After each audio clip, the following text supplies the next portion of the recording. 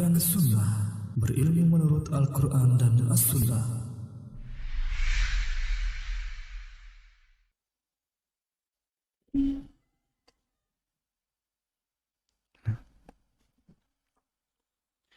Assalamualaikum warahmatullahi wabarakatuh.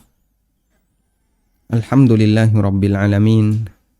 Wassalatu wassalamu ala ashrafil mursalin, nabiyyina wa maulana Muhammadin wa ala alihi wa sahbihi ajma'in.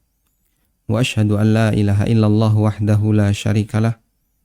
Wa ashhadu anna Muhammadan abduhu wa rasuluh. Sallallahu alaihi wa ala alihi wa sahbihi wa sallama tasliman katsira. Thumma amma ba'd. Alhamdulillah, puji syukur kita haturkan kehadirat Allah Subhanahu wa taala.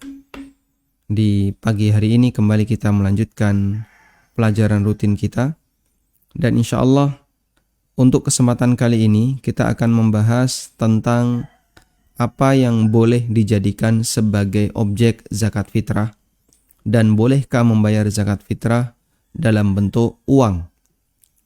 Pada pertemuan sebelumnya kita telah membaca hadis dari Ibnu Umar radhiyallahu anhu, yang itu salah satu di antara rujukan tentang bagaimana tata cara bayar zakat fitrah.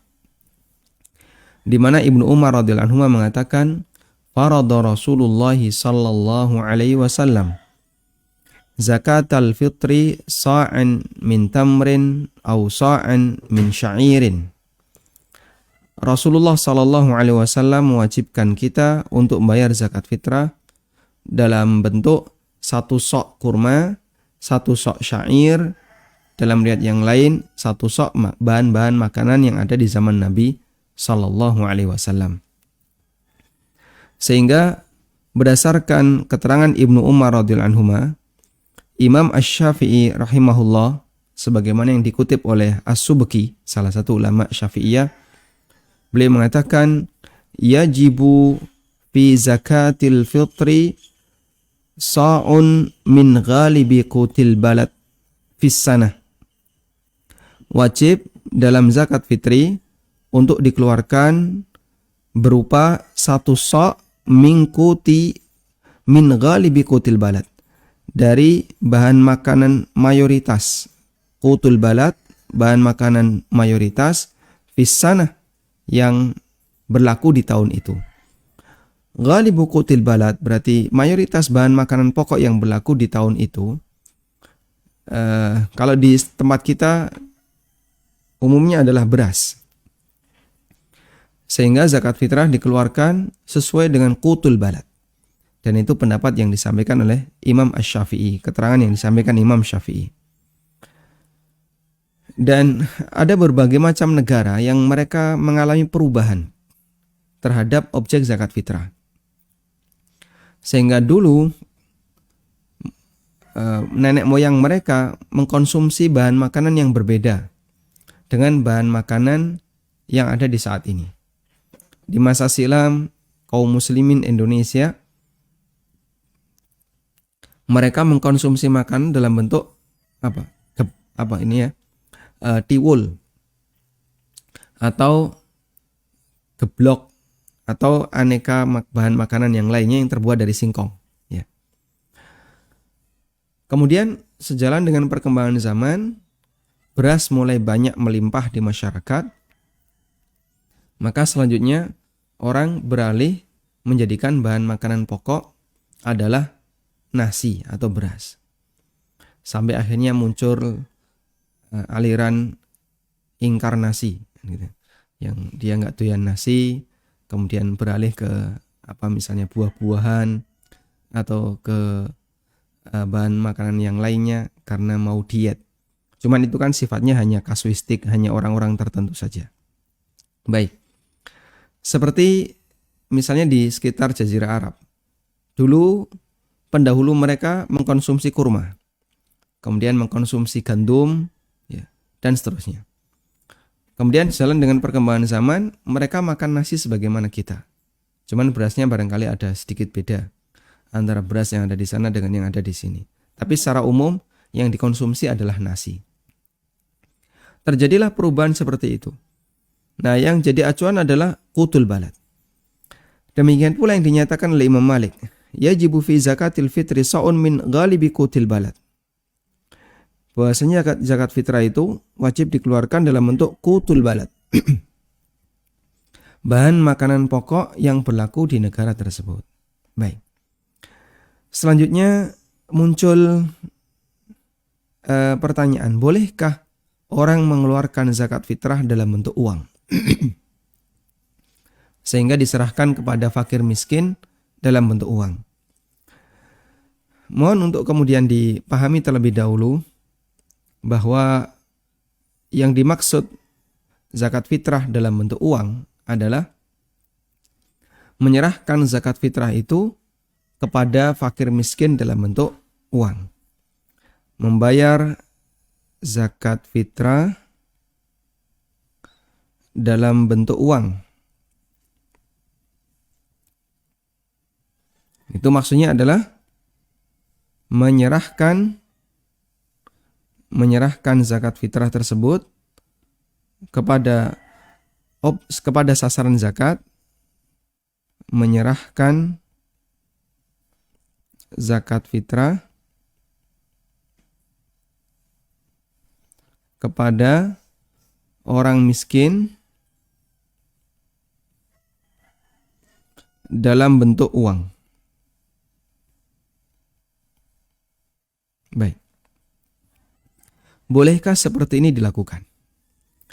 Kalau dari muzaki, orang yang bayar zakat diserahkan ke panitia dalam bentuk uang, ini yang diserahkan adalah uang, lalu oleh panitia nanti mereka belikan beras. Mereka belikan beras, kemudian diserahkan kepada orang miskin dalam bentuk beras. Seperti ini masih ditoleransi, diperbolehkan. Karena posisi panitia di sini adalah sebagai wakil. Sehingga dia bukan ujung terakhir penyelesaian zakat fitrah. Tapi dia hanya sebatas perantara yang nanti akan menyalurkan zakat fitrah itu sesuai dengan amanah yang diberikan oleh muzaki. Sehingga ketika muzaki menyerahkannya dalam bentuk uang, lalu panitia siap untuk membelikan beras, maka panitia harus mengadakan beras dengan uang itu, kemudian diserahkan kepada orang miskin. Baik. Kita kembali ke sini. Sehingga yang dimaksud membayar zakat fitrah dalam bentuk uang, itu kita tidak bahas bagian ini ya. Menyerahkan uang ke panitia, bukan itu. Karena panitia di sini posisinya sebagai wakil, sehingga dia boleh saja dititipi. Ini zakat fitrah atas nama keluarga saya titip ke bapak uangnya ini, tolong nanti belikan beras. Dan serahkan kepada fakir miskin sesuai dengan yang ditunjuk oleh panitia. Silahkan, boleh. Dalam hal ini, panitia hanya sebatas wakil untuk membelikan beras tersebut. Dan bisa saja misalnya panitia menyediakan satu konter untuk pembelian beras. Sehingga di sebuah masjid, panitia ada di masjid, konternya ada di luar. Konter beras. Atau ada di sebelah tetangga masjid. Nah, saat ada orang yang bayar zakat dengan menggunakan uang, maka panitia mengarahkan, Bapak silakan beli beras di situ, nanti berasnya bawa ke sini. Bisa juga demikian. Dan itu sifatnya hanya masalah teknis. Tayyib.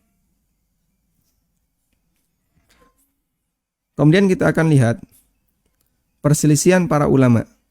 Khilaf di antara ulama, bolehkah mengeluarkan zakat fitrah dalam bentuk uang? Di sini saya kutipkan dari sebuah buku, sebuah paper yang berjudul Zakatul Fitri wa ma yata'allaqu biha min ahkam. Hukmu ikhraji zakatil fitri mal. Hukmu ikhraji zakatil fitri malan au qimatan. Ikhtalafa ahlul ilmi, ulama berbeda pendapat. Fi hadhil mas'alah, dalam masalah ini ala qaulain, ada dua pendapat di sana. Mengenai hukum mengeluarkan zakat fitrah dalam bentuk uang. Al-awwal, pendapat yang pertama. diperbolehkan mengeluarkan zakat fitrah dalam bentuk al-qimah, dalam bentuk uang. Al-qimah itu artinya nilai. Beras dinilai dengan benda yang lain, maksudnya adalah uang. Sehingga sekilo berapa? Sekarang sih umumnya 10.000. Maka dikeluarkan dalam bentuk qimah artinya dikeluarkan dalam bentuk nilai berupa uang. Bolehkah mengeluarkan zakat fitrah dalam bentuk uang ketika bayar zakat? Ya. Pendapat yang pertama hukumnya boleh. Wa bihi qala Tsauri, dan ini pendapat Sufyan ats-Tsauri, pendapat Abu Hanifah rahimahumullah, dan pendapat ini diriwayatkan dari Umar bin Abdul Aziz dan Hasan al-Basri rahimahumullah. Sehingga diperbolehkan mengeluarkan zakat fitrah dalam bentuk uang menurut mereka. Anda bisa ulang, mereka yang membolehkan bayar zakat fitrah dalam bentuk uang adalah Abu Hanifah, Sufyan ats-Tsauri, dan pendapat ini diriwayatkan dari Umar bin Abdul Aziz dan Hasan al-Basri. Hasan al-Basri mengatakan, la ba'sa an tu'tad darahim fi sadaqatil fitri. Tidak masalah menyerahkan dalam bentuk uang untuk zakat fitrah. Ini diriwayatkan oleh Ibnu Abi Syaibah dalam Musannaf. Wa an Abi Ishaq, wallahu alam Abu Ishaq siapa ini? Beliau mengatakan, adraktuhum, aku menjumpai mereka. Wa hum yu'adduna fi sadaqati Ramadan ad-darahim bi qimati ta'am. Di mana mereka menunaikan zakat fitrah dalam bentuk dirham, dalam bentuk uang, bi qimati ta'am, yang senilai dengan makanan. Wa an Atha, dan dari Atha, bahwasanya beliau menunaikan zakat fitrah dalam bentuk warik, dalam bentuk uang dirham. Warik itu istilah lain untuk uang yang terbuat dari perak, namanya warik. Darahim fiddiyah, uang perak. Nah. Qala Ishaq wa Abu Thawr, Ishaq bin Rahuyah dan Abu Thawr mengatakan, la tajuzu illa inda darurah, tidak boleh berzakat dengan menggunakan uang illa inda darurah, kecuali jika darurat. Baik. Ini pendapat Ishaq bin Rahuyah dan Abu Thawr, dua ulama yang sezaman dengan Imam Ahmad. Selanjutnya pendapat yang kedua.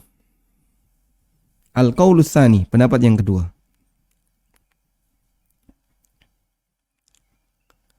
Adamu jawazi ikhrajil qimah fi zakah. Tidak diperbolehkan untuk mengeluarkan zakat dalam bentuk uang. Zakat fitrah maksudnya. Maksudnya, artinya adalah tukhraju zakatul fitri ta'aman. Zakat fitrah harus dikeluarkan dalam bentuk makanan. Dan ini adalah pendapat Imam Malik, Imam Asy-Syafi'i, Imam Ahmad, Dawud Adz-Dzahiri, dan yang lainnya. Bahasa lainnya, ini adalah pendapat jumhur ulama. Ini pendapat jumhur. Sehingga di sini jamaah kami cantumkan khilaf agar kita bisa melihat bahwa memang ada perbedaan pendapat terkait hukum membayar zakat fitrah dengan menggunakan uang. Dan tadi sudah kita sampaikan siapa saja yang berpendapat seperti itu. Dan ketika kita bicara khilaf, maka Allah Subhanahu wa taala mengajarkan, fa in tanaza'tum fi syai'in farudduhu ilallahi war rasul in kuntum tu'minuna billahi wal yaumil akhir. Kalau kalian beda pendapat dalam masalah apapun, kembalikanlah kepada Allah dan Rasul. In kuntum tu'minuna billahi wal yaumil akhir, kalau kalian beriman kepada Allah dan hari akhir. Sehingga ketika kita dihadapkan pada sebuah perselisihan, kita perlu untuk memahami, memilih pendapat ini nantinya akan dipertanggungjawabkan di akhirat. Baik, sekarang kita akan lihat pelengkapnya. Ibnu Qudamah dalam Al-Mughni mengutip keterangan Al-Khiraqi, ulama Hanabilah, di mana beliau mengatakan, wa man a'tal qimata lam tujzi'hu, Wa man a'tal qimata lam tujzi'hu. Siapa yang membayar zakat dalam bentuk uang tidak sah. Sehingga nanti wajib diulang menurut keterangan Al-Khiraqi. Wa qala Ibnu Qudamah, dan kata Ibnu Qudamah rahimahullah, qala Abu Dawud As-Sijistani, penulis kitab Sunan Abi Dawud, qila li Ahmad wa ana asma'. Ada orang yang bertanya kepada Imam Ahmad dan aku dengar langsung. U'ti darahim fi sadaqatil fitri. Apakah boleh aku serahkan dalam bentuk dirham, dalam bentuk uang untuk bayar zakat fitrah? Qala, kata beliau, akhafu alla yujzi'ahu khilafa sunnati Rasulullah sallallahu alaihi wasallam. Aku khawatir gak sah karena ini tidak sesuai dengan sunnah Rasulullah sallallahu alaihi wasallam. Dan dalam mengikuti sunnah, para ulama menyebutkan harus memenuhi 6 kriteria. 6 kriteria, termasuk salah satunya adalah dari sisi jenis. Dari sisi jenisnya. Sehingga kalau ada sebuah amal yang jenisnya sudah ditentukan, maka kita tidak boleh keluar dari jenis itu. Itu yang dimaksud salah satu di antara kriteria mengikuti sunnah harus memenuhi jenis. Jadi ada 6 ya. Ada dari sisi waktu, kemudian tata cara, lalu termasuk di antaranya adalah jenis, kemudian ada tempat, dan seterusnya. Dan salah satunya adalah jenis tadi. Nah, ketika jenisnya sudah ditetapkan, maka kita tidak boleh untuk keluar dari jenis yang ditetapkan. Misalnya, boleh nggak Pak, kita itu bayar atau berkurban dengan menggunakan ayam? Misalnya, harga kambing sekarang berapa yang siap kurban? Oh, sekitar 2,5. Baik. Harga kambing 2,5 juta. Itu kalau dijadikan ayam jadi berapa? Kalau jadi ayam ya lumayan Pak, jadi banyak. Ya yang penting kan senilai. Sehingga kamu nyembelih ayam sebanyak itu. Nah di musim seperti ini, kalau banyak daging sapi sama daging kambing, orang gak doyan. Begitu kamu punya terobosan baru, ya, berkorban dengan menggunakan ayam, wah itu sebagai solusi bagi mereka yang gak doyan daging sapi dan kambing. Kalau bapak nekat melakukan itu, batal sebagai korban.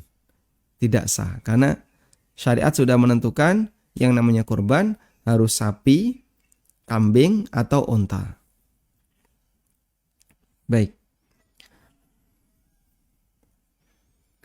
Kemudian Ibnu Qudamah juga menyebutkan dari Abu Thalib. Riwayat dari Abu Thalib, ini bukan Abu Thalib paman Nabi SAW ya, bukan. Qala li Ahmad. Abu Thalib muridnya Imam Ahmad.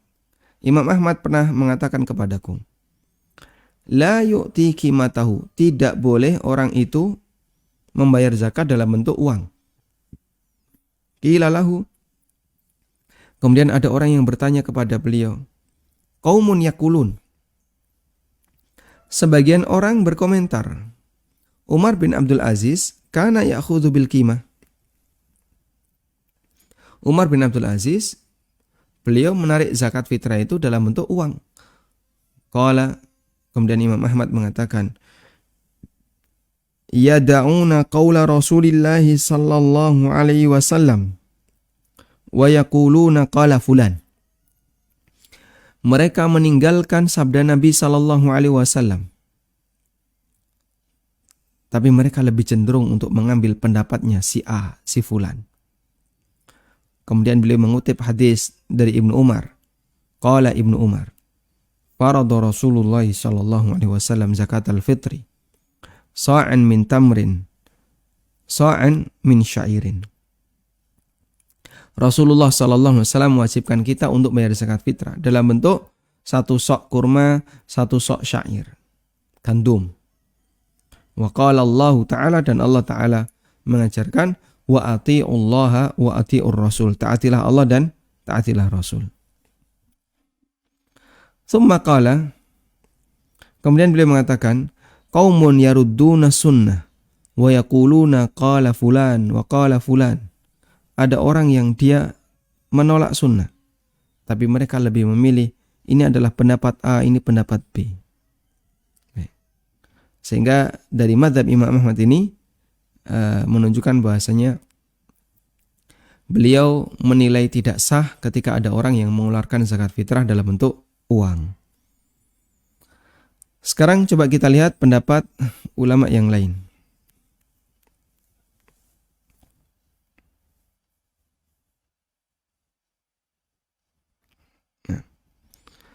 Wa qala Malikun, Imam Malik dalam Al-Mudawwanah li Shahnun beliau mengatakan la yujzi'ur rajulu ay yu'tiya makana zakatil fitri ardan minal urud. Tidak sah bagi seseorang untuk memberikan zakat fitri penggantinya dalam bentuk ardan minal urud, yaitu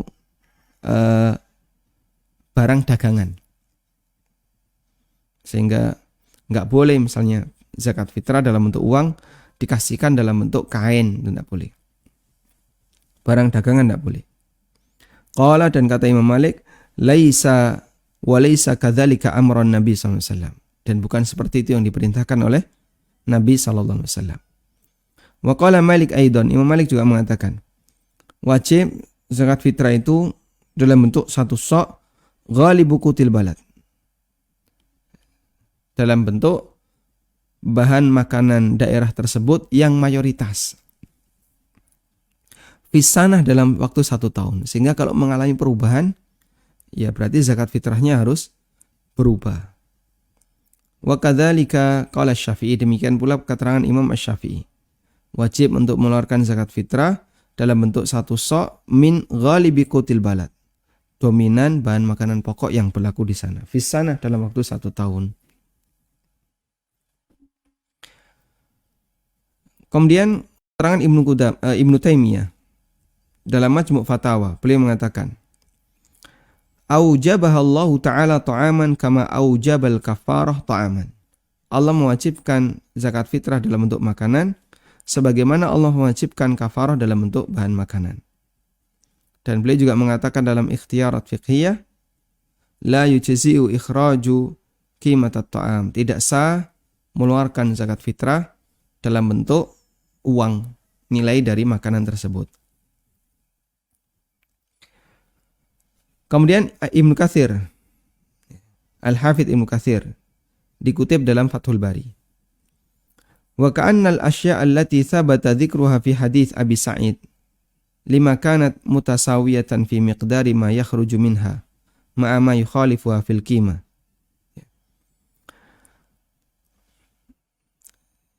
Bahan makanan al-asya' yang disebutkan dalam hadis Abu Sa'id Al-Khudri. Bahan makanan yang disebutkan dalam hadis Abu Sa'id Al-Khudri. Di situ lima kanat musawiyatan fi miqdari ma yakhruju minha. Untuk takarannya itu sama, semuanya satu sok. Ma'ama yukhalifuha fil qimah. Padahal nilainya itu beda-beda. Harganya beda-beda. Dalla, menunjukkan ala annal mu'tabar, bahwa yang jadi acuan, wal murad, dan tujuan dalam mengeluarkan zakat adalah al muqaddar min ayyi jinsin, bahan makanan jenis apapun dengan takaran seperti itu, yaitu satu sok.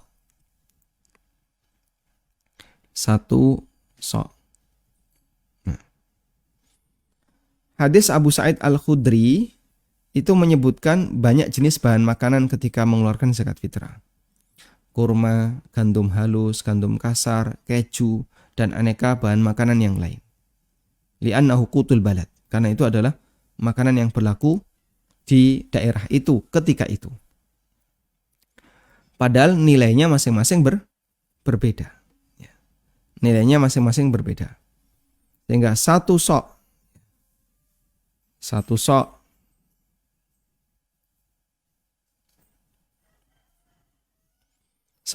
kurma dengan satu sok gandum, kemudian dengan satu sok keju, apalagi bahan makanan, dengan satu sok bahan makanan yang lain, ini harganya beda. Harganya beda. Yang paling mahal yang mana? Mungkin keju paling mahal. Kurma sama gandum mahal mana? Ya. Wallahu a'lam, kita tidak bisa bandingin ya. Mungkin kurma lebih mahal. Lah terus kalau harganya beda-beda seperti ini, yang jadi standar yang mana? Oh enggak seragam. Ya. Ini kalau kita bawa pada beras ya, satu sok beras. Satu sok beras. Ada rojo lele. Kemudian ada IR64. Ya. Ada Bramo. Terus ada apa lagi? Ya. Dan aneka beras termasuk Raskin. Ya, dulu saya bakul beras ya, jadi ngerti. Dan aneka beras yang lain. Nah ini harganya beda-beda.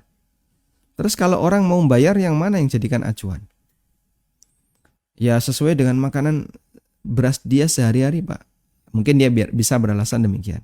Baik, andaikan dia hidup di zaman Nabi SAW, lalu harga mana yang dia pakai? Padahal ini adalah bahan makanan dia sehari-hari. Kadang dia makan kurma, kadang gandum, kadang ini, kadang ini. Sementara harganya beda-beda. Ini keterangan yang disampaikan oleh Al-Hafidz Ibnu Katsir. Kemudian, wa qala sahibu kitab Kifayatul Akhyar, wa syartul mujzi' min zakatil fitri ayyakuna habban. Syarat sahnya zakat fitrah adalah dia harus berupa biji-bijian. Fala tujzi'ul qimah. Berarti di sini maksud beliau adalah bahan makanan pokok. Bahan makanan pokok. Fala tujzi'u al-qimah bila khilaf. Maka tidak sah jika dikeluarkan dalam bentuk uang bila khilafin, tanpa ada perbedaan pendapat. Mungkin dalam mazhabnya. Dan Kifayatul Akhyar bermadzhab Syafi'i. Kemudian An-Nawawi rahimahullah dalam Syarhul Muslim mengatakan, annahu dzukira asya qimatuha mukhtalifa. Disebutkan bahwa bahan makanan itu harganya beda-beda. Wa aujaba fi kulli naw'in minha sa'an, dan Nabi SAW mewajibkan di masing-masing jenis bahan makanan itu keluarkan satu sa'. Fadalla ala annal mu'tabara sa'un. Ini menunjukkan bahasanya yang menjadi acuan adalah satu sa'-nya itu. Wala nadhra ilal qimah, dan tidak perlu melihat berapa harganya. Wa qala aidan, beliau juga mengatakan walam yujiz amatul fuqaha'i ikhrajal qimah. Dan umumnya ulama, amatul fuqaha, mayoritas ulama, mereka tidak membolehkan untuk mengeluarkan zakat dalam bentuk uang. Baik. Dan masih banyak kutipan-kutipan yang lain ya, yang kesimpulannya adalah mengerucut pada dua pendapat tadi. Sebagian membolehkan mengeluarkan dalam bentuk uang, dan ini adalah pendapat Abu Hanifah, Sufyan Ats-Tsauri, dan pendapat ini diriwayatkan dari Umar bin Abdul Aziz dan Hasan Al-Basri. Sehingga puncaknya hanya sampai pada tingkatan pendapat tabi'in, bukan akwal sahabat. Baik. Barangkali ada yang menyampaikan begini ya. Yang ini diistilahkan oleh para ulama dengan at-ta'lil bil maslahah. At-ta'lil bil maslahah. At-ta'lil bil maslahah adalah penilaian bahwasanya secara perhitungan manusia itu lebih maslahat. At-ta'lil bil maslahah.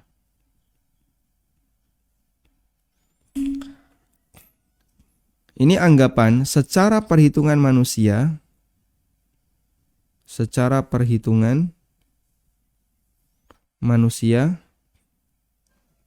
itu lebih maslahat.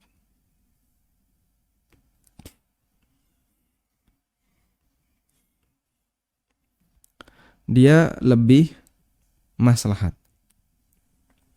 Tapi mohon perhatikan, ini dalam pandangan manusia, dalam perhitungan manusia. Nah, pertimbangan maslahatnya bagaimana? Orang miskin itu kan lebih butuh duit atau beras? Wah, miskin tuh lebih butuh duit, Pak, daripada beras. Mereka itu beras, nanti harus mereka akan jual juga ternyata. Maka mereka sebenarnya lebih butuh duit daripada beras. Baik. Pertimbangan itu bahasanya mereka lebih butuh duit daripada beras. Itu yang dimaksud dengan at-ta'lil bil maslahah. Dan orang miskin akan lebih senang ketika dikasih beras daripada duit. Baik. Lebih senang dikasih duit daripada beras. Baik. Meskipun ya at-ta'lil bil maslahah ini bisa beda penilaian antara satu orang dengan orang yang lain. Sehingga kalau disampaikan data yang berbeda, mungkin nanti dia akan merasa, oh iya, lebih cocoknya yang itu. Maksud saya kayak gini ya. Ada beberapa orang miskin. Ketika orang miskin itu dikasih zakat fitrah dalam bentuk beras, mereka terima. Lalu beras itu setelah ditumpuk dijual itu sama mereka. Duh itu Pak, berasnya dijual. Berarti kan sebenarnya mereka senang duit daripada beras. Sebentar Mas, coba kita lihat. Kenapa Bapak ini kok jual beras? Padahal dia termasuk orang yang butuh bahan makanan pokok, dia termasuk orang miskin. Nah, setelah diteliti, oh ternyata butuh duit buat beli rokok. Jadi alasannya kenapa dia jual beras? Karena dia ingin beli rokok. Akhirnya berasnya dijual. Baik, satu data, ketemu seperti itu ya. Nah, yang kedua, ada orang mau bayar zakat mal. Zakat mal ini, saya bicara zakat mal. Kemudian ketika dia mau bayar, dia itu membuat pertimbangan.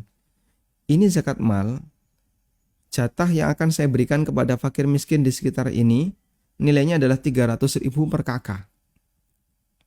300.000 per kakak. Ini kalau saya berikan dalam bentuk uang 300.000 atau mungkin kurang dari itu 200.000, jadi dicacah kecil-kecil, dikasihkan 200.000 per kakak, kayaknya kok terlalu sedikit, nggak pantas. Akhirnya apa? 200.000 diwujudkan dalam bentuk sembako, biar kelihatan banyak. Ada juga yang diwujudkan dalam bentuk sembako, tujuannya biar kalau saya kasih duit itu nggak dipakai ngerokok, biar nanti anak dan istrinya bisa turut menikmati. Tapi kalau saya kasih duit, bisa jadi dipegang sama si suami, kemudian dipakai ngerokok, dipakai jajan di luar, sehingga hasilnya nggak maksimal. Makanya saya kasih dalam bentuk bahan makanan. Baik. Sehingga Anda bisa lihat di sini. Pertimbangan maslahat itu bisa jadi berbeda-beda antara satu orang dengan orang yang lain.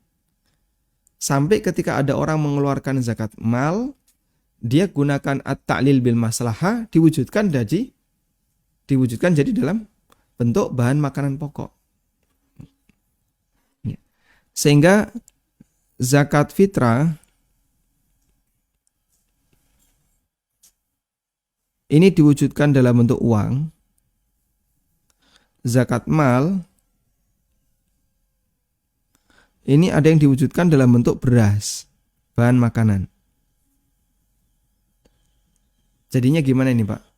Kenapa kok dibolak-balik? Linearnya itu kan zakat mal dibayarkan dalam bentuk uang, zakat fitrah dibayarkan dalam bentuk beras. Tapi ini kenapa dibolak-balik? Harusnya kan begini. Ya. Mereka bolak-balik seperti ini karena menggunakan pertimbangan at-ta'lil bil maslahah. Mana yang menurut mereka itu lebih maslahat? Mana yang menurut mereka itu lebih maslahat? Sehingga ketika mereka menganggap bahasanya bayar zakat mal dalam bentuk uang itu enggak maslahat, diwujudkan beras. Bayar zakat fitrah kalau dalam bentuk uang kayaknya kok kurang maslahat, dalam bentuk beras kayaknya kurang maslahat, diwujudkanlah uang. La haula wala quwata illa billah. Terus standar kamu maslahat itu yang mana? ini malah disilang-silang kayak gini. Jadinya nggak linear, gitu ya. Jadinya nggak linear. Kenapa yang zakat fitrah tidak dalam bentuk beras, kemudian zakat mal dalam bentuk uang? Nah, ini kan jadinya linear. Nah, kalau linear, Anda bisa menjamin zakat yang Anda bayarkan sah. Kalau linear. Baik. Karena taklil bil maslahat tadi ya, memungkinkan terjadi perbedaan antara satu orang dengan orang yang lain. Pikiran kita kan beda-beda. Pikiran kamu seperti itu, pikiran saya nggak seperti itu. Ya. Tapi kamu harus ikut pikiran saya. Loh kenapa? Kita sama-sama punya pikiran. Pikiran kamu tidak lebih mulia dibandingkan pikiran saya. Gitu kan? Sehingga kalau dia punya pertimbangan A, saya juga punya pertimbangan yang sama, Pak. Untuk kasus yang semisal. Kenapa orang bayar zakat mal pakai beras? Itu kan alasannya maslahat. Sebagaimana pula orang bayar zakat mal, orang bayar zakat fitrah pakai uang, alasannya maslahat. Lah terus kalau seperti ini alasannya nanti jadi nggak karuan itu aturan. Semua orang akan bisa menggunakan pertimbangan maslahat untuk mengubah aturan. Tapi Pak kan ada khilaf dalam masalah ini. Betul. Cuman kita diajarkan kalau ada khilaf diapain? Kalau ada khilaf diapain?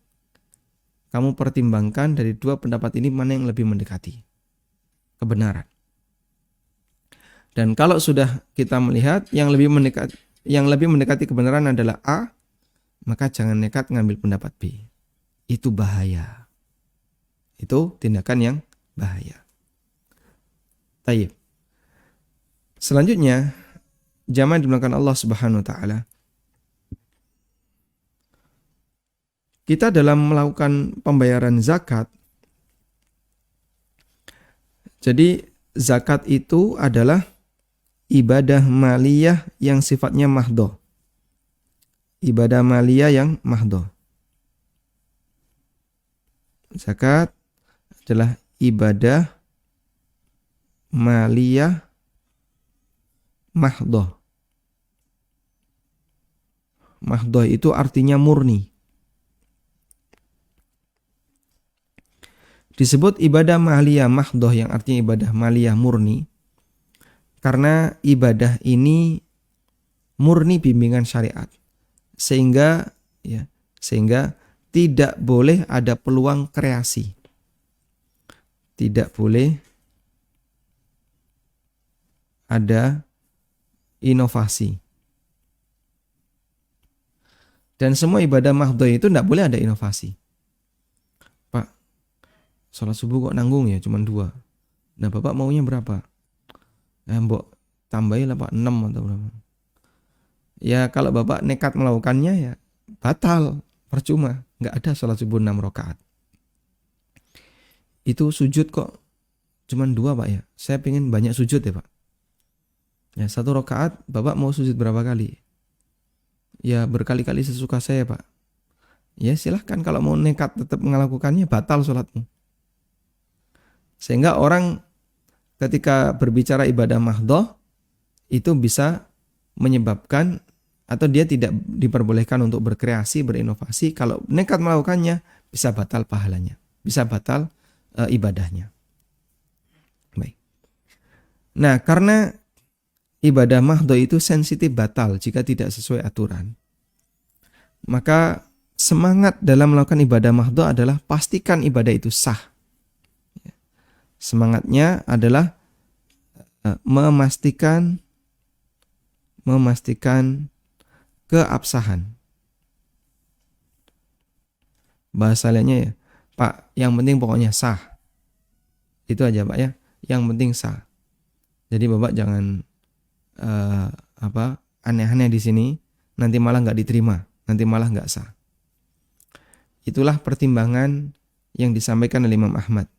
Akhafu alla yujzi'ahu. Saya khawatir kalau dia bayar zakat dalam bentuk uang, zakat fitrah dalam bentuk uang, saya khawatir itu nggak sah. Ya. Makanya kalau orang bayar zakat fitrah dalam bentuk beras atau bahan makanan pokok, ulama sepakat sah. Tapi kalau kemudian orang bayar zakat fitrah dalam bentuk uang, jumhur ulama mengatakan tidak sah. Bagi orang yang sadar akan cari aman dalam ibadah, maka kira-kira gimana? Dia akan lebih memilih yang penting pokoknya aman. Hati-hati loh ya. Yang penting sah. Aman itu artinya memastikan keabsahan. Karena ibadah kalau sah, alhamdulillah. Ibadah kalau sah, maka menggugurkan kewajiban. Baik. Sehingga dengan pertimbangan ini, kalau kita membayar zakat fitrah dan kita sadar, wah ini saya khawatir nanti kalau saya pakai uang nanti batal.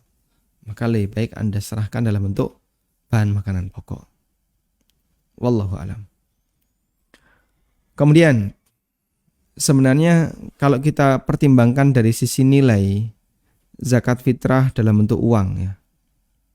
Zakat fitrah dalam bentuk uang ya. Coba 3 kilogram beras itu kalau diuangkan berapa sih? 30.000. 30.000.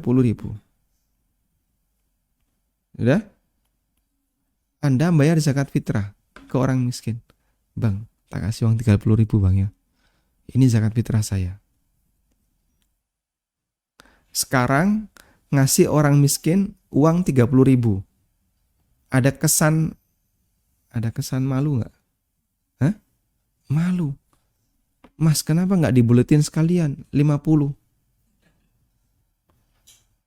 Ngasih orang 30.000, ini zakat dari saya. Mungkin orang zaman sekarang kan malu. Kurang gede.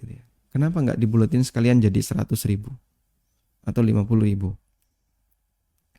Makanya kalau nilai ini dijadikan sebagai alasan orang miskin lebih butuh duit, nilainya itu kecil zakat fitrah itu.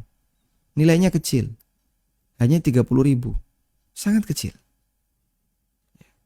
Anda masih punya kesempatan untuk bersedekah kepada fakir miskin dalam bentuk apapun. Dalam bentuk uang dengan nilai yang besar silahkan. Sehingga zakat fitrah jangan diganggu, pastikan sah, ya, pastikan sah. Meskipun kita mengakui ada khilaf dalam masalah ini, pastikan sah dan tidak perlu berinovasi di situ. Nilai uangnya juga nggak terlalu gede kok, paling cuma 30.000. Dan saya yakin Anda akan merasa malu kalau ngasih orang dalam bentuk zakat cuma 30.000. Anda akan ngasih lebih secara umum ya. Nah, akan lebih aman Anda kasih zakat fitrah dalam bentuk beras, di saat yang sama Anda tambahin duit. Ini 50.000 Pak, barangkali untuk lauknya. Silahkan. Wallahu alam. Baik, demikian yang bisa kita sampaikan. Semoga menambah wawasan kita terkait masalah khilaf objek zakat fitrah. Dan saya sampaikan ini dalam rangka untuk apa? Untuk menambah maklumat kita, pengetahuan kita. Betul ada perbedaan pendapat. Cuman sekali lagi dalam masalah perbedaan pendapat kita dituntunkan. Siapa yang paling mendekati kebenaran, kamu harus ikuti itu. Karena kalau tidak, justru kita meninggalkan sesuatu yang lebih baik dan meninggalkan sesuatu yang lebih baik, memilih yang lebih buruk. Wallahu ta'ala alam. Wa sallallahu ala nabiyyina Muhammadin wa ala alihi wa sahbihi wasallam. Miliki flashdisk belajar fikih muamalah dasar dalam 33 pertemuan. Penjelasan sangat sistematis dengan media papan tulis bersama Ustadz Ami Nurbait. Mengacu kitab Minhajus Salikin bab fikih jual beli. Dan semua video di flashdisk ini belum pernah tayang di ANB Channel. Pembahasan meliputi materi dasar muamalah. Di antaranya, ketentuan umum jual beli, hak khiyar, akad salam, akad gade dan kafalah, berbagai akad kerjasama dan musyarakah, hukum perlombaan atau musabakoh, wakaf hingga wasiat, dan masih banyak pembahasan muamalah lainnya. Untuk pemesanan, hubungi ANB Store di nomor 0812 7111 1241. Jazakumullahu khairan. Baik, selanjutnya kami persilahkan bagi Anda yang mau bergabung. Waalaikumsalam warahmatullahi wabarakatuh. Silakan Bapak. Begini, Ustaz, mau nanya, di dalam satu rumah itu ada satu janda, satu janda yang udah tua, dan satunya lagi ada anak yatim. Eh, Kebetulan anak ini petugas pembagi zakat, jadi yang dapat zakat itu satu orang atau tiga-tiganya? Gimana Bapak? Satu janda dan satu anak Satu yatim. janda masih muda, satu jandanya udah tua, Mm-mm. dan satu ada anak yatim. Anak yatim. Iya, Mereka bertiga ini orang miskin. orang miskin, dan Semua orang miskin. iya, Baik, tinggal satu rumah. tinggal satu rumah. Baik. Cukup Bapak?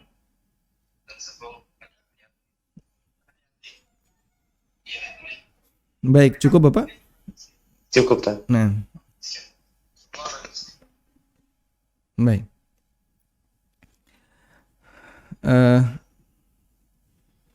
Bolehkah zakat fitrah itu diberikan kepada 3 orang miskin dalam waktu yang sama? 3 orang miskin yang berada di tempat yang sama.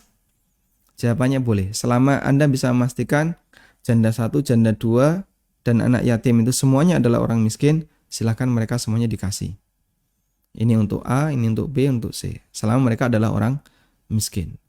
Bisa dikasih dalam jumlah banyak untuk ketiga-tiganya.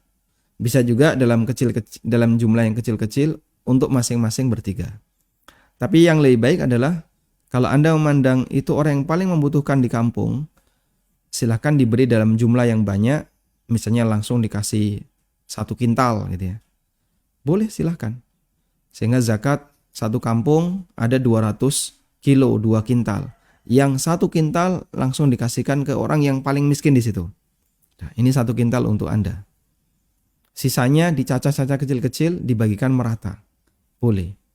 Sehingga akan lebih maslahat dengan pertimbangan maslahat dalam masalah pembagian ya. Yang paling miskin dikasih lebih banyak. Wallahu a'lam.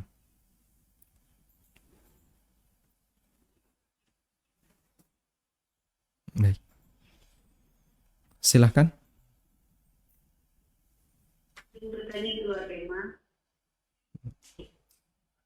Begini Ustaz, beberapa bulan yang lalu, saya kan mendaftar distributor emas kecil.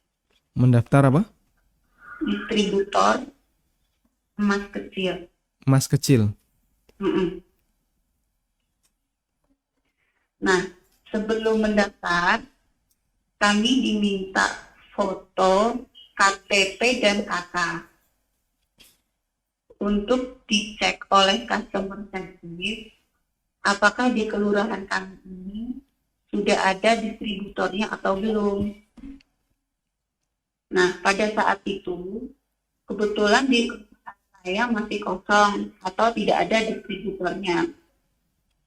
Oleh karena itu, kami mendaftar dengan membayar uang registrasi senilai 1,5 juta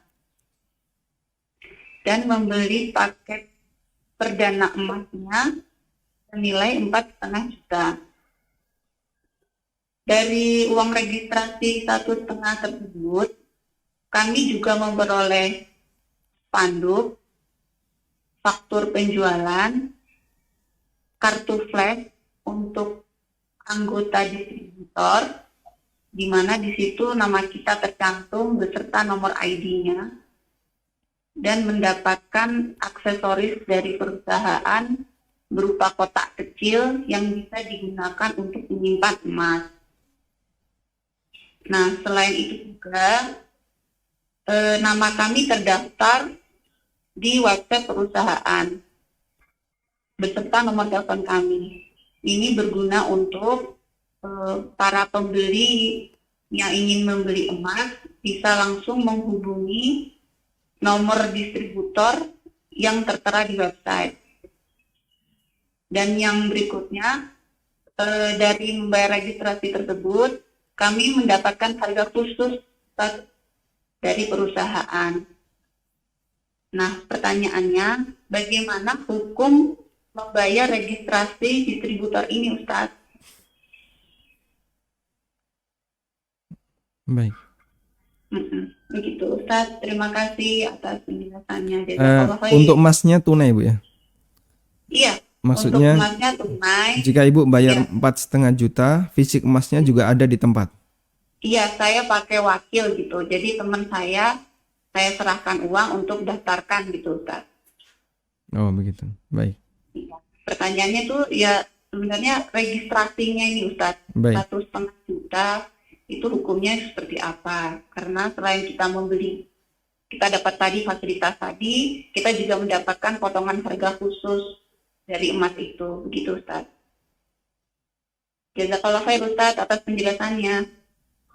Assalamualaikum warahmatullahi wabarakatuh. Waalaikumsalam warahmatullahi wabarakatuh. Baik. Sebenarnya kalau kita perhatikan ya, dalam masalah bisnis itu kadang memang orang menaikkan harga karena ada layanan yang lebih yang mau dia berikan. Intinya begini. Jadi objek transaksi, objek akad itu kan ada objek utama dan ada objek pelengkap. Ada objek utama dan ada objek pelengkap. Jika orang melakukan suatu akad, lalu objek pelengkap ini harus diikutkan. Karena kalau tidak, objek utama itu tidak bisa berfungsi dengan maksimal, maka mengakadkan dua objek ini dalam satu akad bersama hukumnya boleh. Contohnya, ya, ada orang beli tanah, maka di saat yang sama dia juga harus membeli akses menuju tanah itu. Misalnya dia beli sawah, tapi sawah itu ada di dalam Pak, dan itu mau dipakai rumah atau perumahan. Oh berarti Anda juga harus membeli sawah atau tanah kanan kirinya untuk akses jalan. Jalan besarnya misalnya 100 meter di sana. Nah terus untuk ke akses tanah kamu gimana? Saya akan beli tanah kanan kiri ini. Kemudian dijadikan sebagai harga include. Maka siapapun yang nanti akan beli coupling di tempat saya ini, dia juga harus nanggung jalan yang sudah kami buatkan ini. Sehingga harganya jadi naik. Berarti yang utama adalah tanah dia, pelengkapnya adalah akses untuk menuju tanah itu. Ada orang misalnya membeli motor ya. Dan motor itu tidak mungkin bisa dihidupkan tanpa BBM, tanpa bensin. Akhirnya, dan itu kosong, motornya kosong, nggak ada BBM. Pak, ini harga motor 10 juta, harga bensinnya 10.000. Ya, sehingga Anda harus beli 10 juta 10.000. Kalau enggak, nanti motornya nggak fungsi. Itu bisa, karena dia sebagai pelengkap. Nah, yang biasanya saya jadikan sebagai contoh untuk bahas ini adalah bisnis franchise itu ya. Dalam bisnis waralaba franchise itu kan ada yang utama yaitu brand. Brand ini utama. Pelengkapnya apa? Pelengkapnya SOP, kemudian bahan baku dan seterusnya. Brand ini tidak akan bisa memenuhi standar kalau ternyata orang menggunakan bahan baku yang lain dan SOP yang lain. Misalnya Anda mau menggunakan brand misalnya brand makanan tertentu, ya KFC misalnya. Kemudian Anda SOP-nya SOP ayam bakar, ya. Bahan bakunya bahan baku gudeg. Ayo radadi, ini KFC-mu kok manis, gitu ya, warna ireng. Oh ini Pak, kami berinovasi, ya nggak jadi nanti. Sehingga Anda akan melanggar. Brand kayak gini berarti harus ada keseragaman produk. Maka di saat Anda berakad dengan objek brand, Anda juga harus melakukan akad dengan pelengkapnya. SOP-nya Anda harus sewa, bahan bakunya Anda harus beli di tempat itu. Karena kalau enggak nanti standarnya beda. Sehingga ini diminta untuk beli. Saya kepentingannya brand kok suruh minta beli ini. Kalau Anda nggak seperti ini nanti brandnya nggak seragam. Baik, kembali kepada tadi. Jika biaya registrasi yang nilainya 1,5 juta, itu adalah pelengkap utama Anda bisa jualan emas mini tadi ya. Pelengkap utamanya. Karena kalau tidak, Anda tidak akan bisa melakukannya dengan baik. Lalu Anda diminta bayar itu. Dan apa yang Anda dapatkan senilai. Sehingga terjadilah keseimbangan iwad sama dengan muawad dalam akad muawadah. Ini 1,5 juta, yang ini adalah manfaat yang Anda dapatkan. Ada keseimbangan, artinya Anda setuju dengan nilai sekian bisa mendapatkan banyak manfaat yang tadi diberikan. Ada spanduk, kemudian apa tadi deh? Kartu penjualan, aksesoris, akses website, harga khusus dan seterusnya. Kalau harga khusus ini selama ini bukan yang bagian utama, harga khusus ya. Insya Allah bukan goror. Sehingga harga khusus itu harga distributor. Karena Anda jadi distributor dikasih harga khusus. Tapi kalau begini, kamu bayar 1,5 juta, terus saya dapat apa? Nanti dapat harga khusus. Dapat harga khusus. Ini goror. Kok bisa disebut goror? Ini kan sama dengan membeli diskon, membeli peluang diskon, bukan diskon ya. Membeli peluang diskon dengan harga 1,5 juta. Iwad sama dengan muawad. Iwad sama dengan muawad.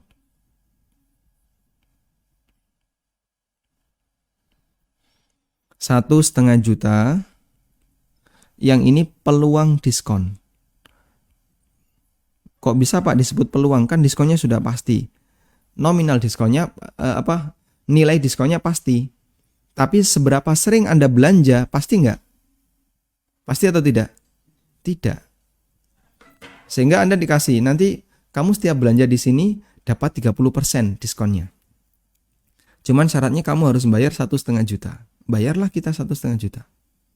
Setelah kita bayar, terus kita beli emas sekian gram.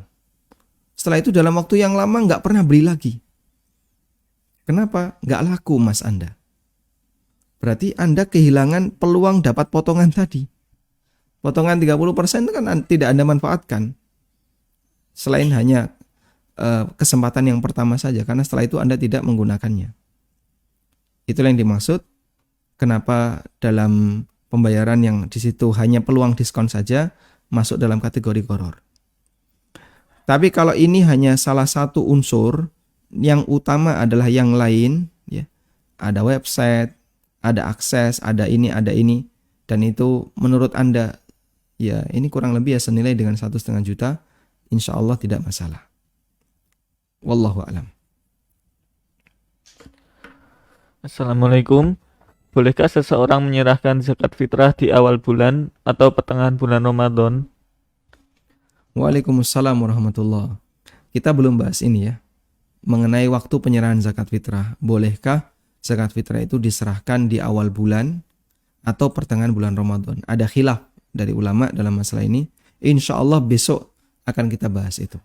Karena ini termasuk di antara fenomena yang menjadi polemik di masyarakat. Wallahu a'lam. Ya, halo. Silakan Bapak. Halo, assalamualaikum. Waalaikumsalam warahmatullahi.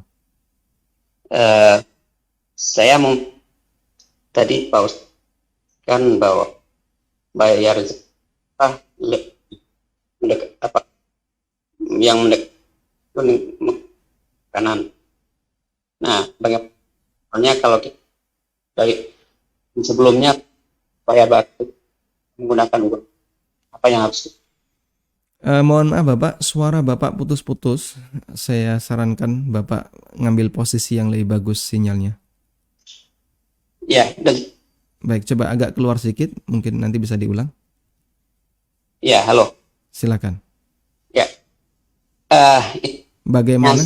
Tadi sudah menangkap di kalimat bagaimana jika kita tahun sebelum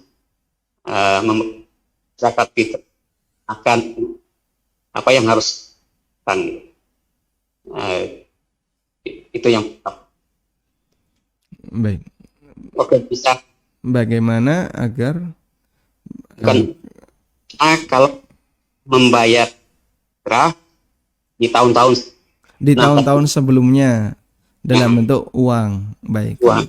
Baik, kami sudah menangkap. Oke. Baik. Cukup Satu Bapak. lagi. Suara Bapak tidak begitu jelas. Putus-putus. Satu lagi bisa. Silahkan. Oke. Kebetulan ini support punya perusahaan. Kemudian perusahaan. Nah, kemudian ada orang yang jadi custom karya. Mohon maaf. Putus ya. Baik, suaranya putus-putus Bapak, nggak seberapa jelas. Kami nggak bisa menangkap untuk pertanyaan yang kedua. Baik, kembali untuk pertanyaan yang pertama. Bagaimana hukumnya jika kita pernah membayar zakat fitrah dalam bentuk uang untuk beberapa waktu yang lalu? Jika Anda belum tahu mengenai pendapat yang rajih dalam masalah ini, dan Bapak ketika itu beramal berdasarkan bab yang Bapak ketahui, misalnya Bapak pernah mendengar ada seorang ustadz atau dai yang menyampaikan boleh bayar zakat fitrah dalam bentuk uang dengan alasan yang beliau sampaikan, dan beliau merajihkan bayar pakai uang diperbolehkan, lalu Bapak mengikutinya, kemudian bayar zakat pakai uang, dan hanya sampai di situ pengetahuan yang kita miliki, maka insya Allah semoga menjadi zakat yang sah, karena di saat itu berarti Anda beristihad mengikuti ijtihadnya si A. Orang masyarakat umum beristihad mengikuti ijtihadnya si A. Dalam perkembangannya, Bapak berubah pikiran. Kemudian mengambil pendapat B. Lalu bagaimana dengan praktek amal yang pernah kita lakukan di masa silam? Wallahu ta'ala alam. Di masa silam, ya, insya Allah semoga jadi ibadah yang sah dan tidak perlu diulang. Kejadian seperti ini cukup banyak ya di masyarakat kita. Sehingga kalau sudah dibayarkan selesai insya Allah. Wallahu a'lam. Ya. Karena itu Bapak tidak perlu khawatir, diangkat saja. Bapak tidak perlu khawatir untuk yang sudah masa silam dan tidak perlu diulang karena waktunya sudah berakhir, Pak. Wallahu a'lam. Baik, silakan. Assalamualaikum Ustaz. Waalaikumsalam warahmatullahi. Ustaz, maksudnya kan sehubungan dengan kondisi pandemi saat ini, tahun lalu itu saya bayar zakat, jadi secara online itu bahwa oleh panitia tersebut akan dana itu akan diberikan beras. Jadi nanti didistribusikan kepada hak menerimanya itu dalam itu bagaimana hukumnya? Berarti Anda transfer ke panitia dalam bentuk uang, iya. Lalu panitia mewujudkannya dalam bentuk beras. Iya. Baik. Kemudian yang kedua dengan zakat harta, apakah boleh seandainya ada duafa yang punya hutang ke kita, kemudian saat ini kita niatkan untuk mengikhlaskan dengan menyampaikan kepada dia bahwa itu kita jadikan sebagai zakat harta kita. Bolehkah demikian? Baik. Ya, terima kasih Ustaz. Jazakallahu khairan. Assalamualaikum warahmatullahi wabarakatuh. Waalaikumsalam warahmatullahi wabarakatuh.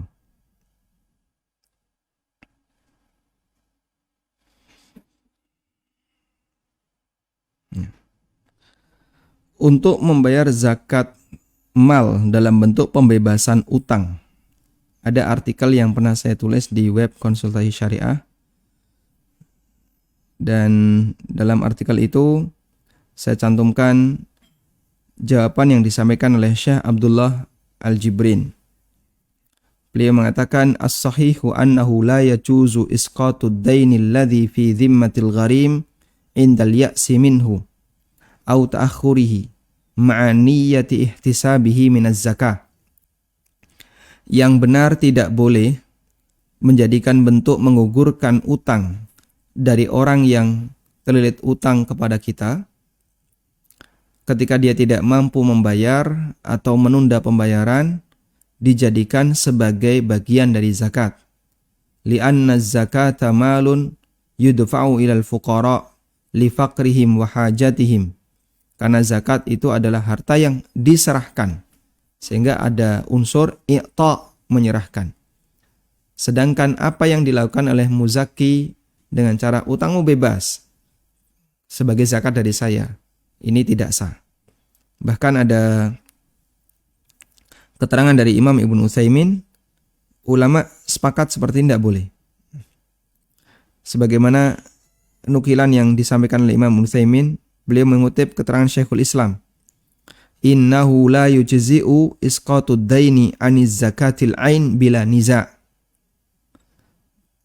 Tidak sah menjadikan bentuk pengguguran utang, pembebasan utang sebagai zakat bila niza, tanpa ada perbedaan pendapat di antara ulama.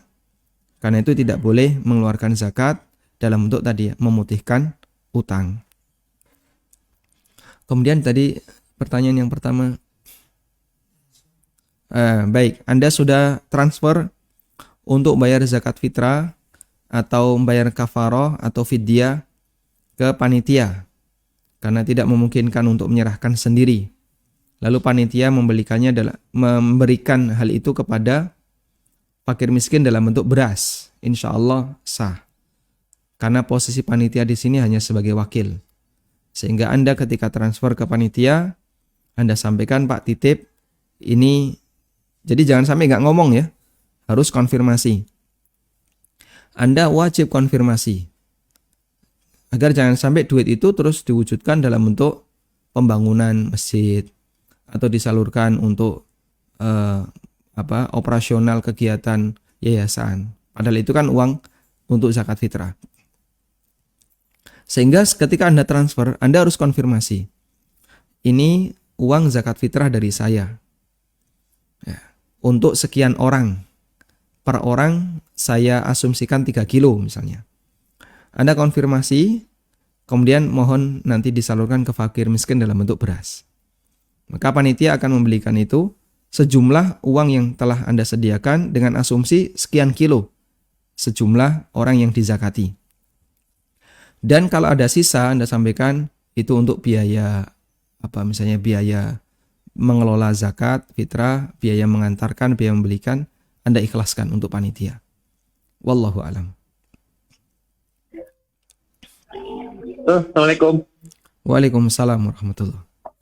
Iya, saya kan sehari-harinya emang jualan pulsa. Jadi saya tuh kan harus deposit dulu ke satu perusahaan server lah ya. Yang di situ saya mengambil pulsanya dari situ. Jadi saya misalnya deposit dulu 1 juta gitu. Nanti kan saya ngambil pulsa 5.000, 10.000 dari deposit yang telah saya bayarkan ke perusahaan itu. Nah terus ada temen yang ikut jualan pulsa nginduk di saya, namanya istilah kalau di kita juga ngomong downline ya, seperti MLM juga. Nah teman-teman yang nginduk dari saya itu harganya lebih mahal dikit ketimbang saya ngambil dari induk servernya gitu, misalnya dari perusahaan 5.000, saya ngambil dari induk servernya 5.500. Tapi kalau dengan saya ngambilnya karena lewat saya, jadinya harganya 5.550 misalnya. Saya ngambil 50. Tapi kan itu setiap transaksi 50 perak, 50 perak, 50 perak gitu, Jadi mau dia transaksi 50.000 pulsa, 10.000 pulsa, 5.000 pulsa, saya selalu dapat komisi 50 perak itu, Itu hukumnya masuk riba nggak, Syukran, kita aja, Jazakallahu khair. Jazakallahu khairan. Posisi Bapak sebagai agen, tapi agen di sini bukan wakil ya, karena Bapak harus bayar.